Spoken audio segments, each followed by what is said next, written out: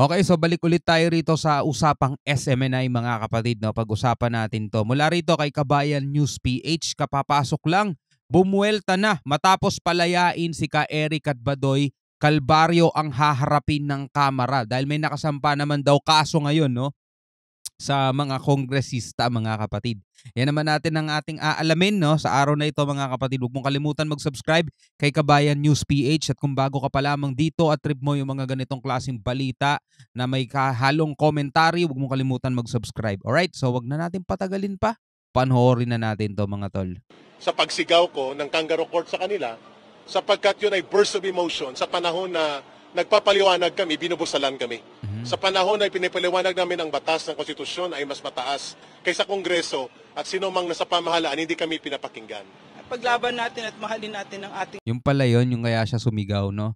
Ang hirap din naman kasi dyan sa lugar na yan mga tol, kapag gusto mo magsalita, bila kang agad babarahin ka agad no? Kumbaga pipigilin ka agad magsalita eh. Parang ano sila eh, dominante sila. Well, dapat naman talaga sila igalang, pero alam mo yun, inimbitahan mo dyan, pagsalitain mo, no? Hindi pa yung tipong di pa tapos magsalita, inaharang mo na agad, di ba? Ganun din sa Senado eh, di ba? At sino mang nasa pamahalaan, hindi kami pinapakinggan. paglaban natin at mahalin natin ang ating bansa, because when you have congressmen like that who are abusive and arrogant and who flout the laws of the land and our constitutional rights, then our democracy is in grave danger. Mga kabayan, good news para sa kampo nila Ka Eric at Loren Badoy kasama ang kanilang legal team na si Attorney Harry Roque.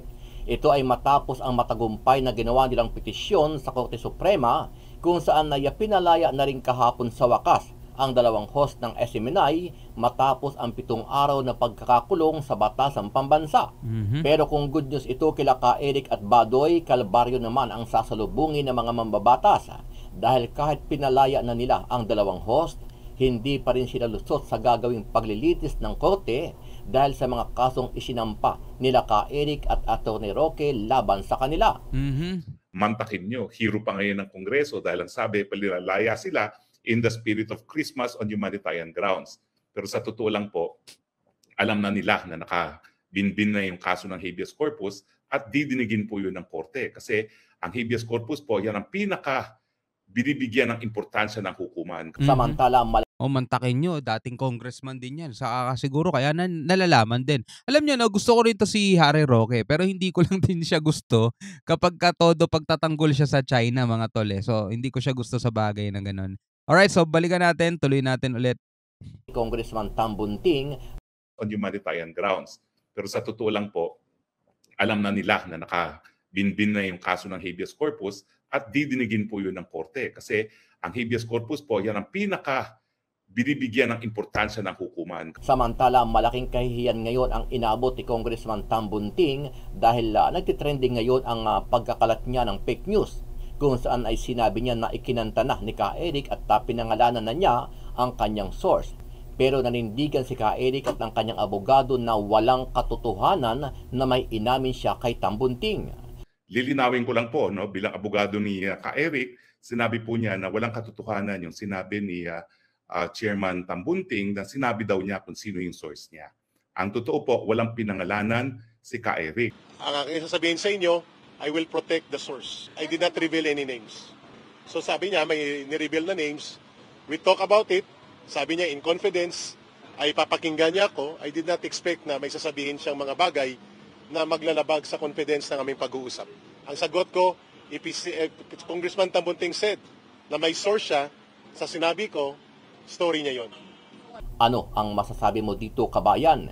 Ito na kaya ang umpisa ng kalbaryo ng Kamara at ang pagduwelta ng kampo nila Ka Eric laban sa mga nagpakulong sa kanila. Sama-sama nating panoorin ang buong video at pakikomment nyo po ang inyong mga reaksyon at sariling opinyon.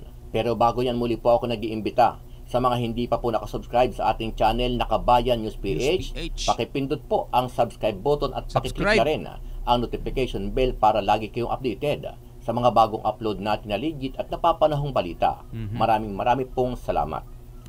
So napalaya na po sila ngayon. Nandun po ako, kasama nila ako sa kulungan nila kanina ng mga 5:00 nang lumabas po ang order na palayain sila. Mantakin nyo, hero pa ngayon ng Kongreso dahil ang sabi, palilalaya sila in the spirit of Christmas on humanitarian grounds. Pero sa totoo lang po, alam na nila na nakabinbin na yung kaso ng habeas corpus at didinigin po yun ng korte. Kasi ang habeas corpus po, yan ang binibigyan ng importansya ng hukuman kasi wala nang ibang karapatan na maging mas importante siguro doon sa karapatang mabuhay kung hindi ang kalayaan ng mga mamamayan. At tingin ko dahil nga doon sa desisyon ng Lincoln Ong versus Family na mainit-init pa, kakalabas lang na malinaw na bagamat merong kapangyarihan ng Kongreso na mag-cite in contempt at magpakulong, dapat ito ay sumusunod pa rin sa karapatan ng mga mamamayan to due process. Dapat bigyan ng pagkakataon na madinig at hindi po yung ginawa ng Kongreso. Mantakin nyo, si Loren Badoy kinulong dahil ang tanong, meron bang advertisers ang programa mo? Sumagot siya ng oo, sumagot siya ng hindi, o nagsisinungaling ka contempt. Ano naman kinalaman nun dun sa inquiry on fake news?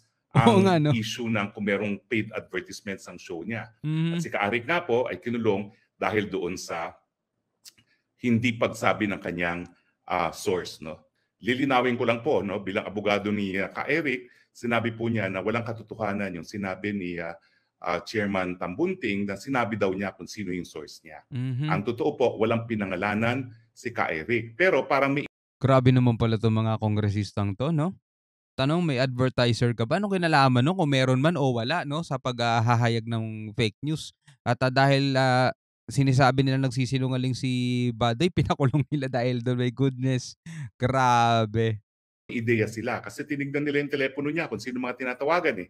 So madali naman po makita kung sino mga tawagan. Pero hindi po nanggaling sa kanya ang pangalan na kahit sinong source. So nanindigan po siya, nagpakulong siya ng 1 linggo dahil sa kanyang karapatan na nakasaad naman po sa batas na sotulo, bakit naman niya sasayangin pa yung kanyang pribilehiyo? Pinakulong na nga siya ng 1 linggo. Mhm. Ang tanong, anong mangyayari doon sa petisyon nila? Abay, 7 araw po silang nakulong. Hindi po maibabalik ng Kongreso yung 7 araw na pinagkait ang kanilang kalayaan. Oo. So sa akin po, may mga pagkakataon na maski ang kaso ay naging moot and academic na, ang hukuman dahil sa importansya ng issue, dahil ito po ay issue ng constitutional right, at dahil ito po pwedeng maulit na hindi dumaan sa proseso ng judicial review, yung capable of repetition but evasive of judicial review, maaari pong mag-rule pa rin ng Korte Suprema. Sana po si Speaker at ang kanyang mga tagasunod ay matuto sa kasaysayan ng Pilipinas.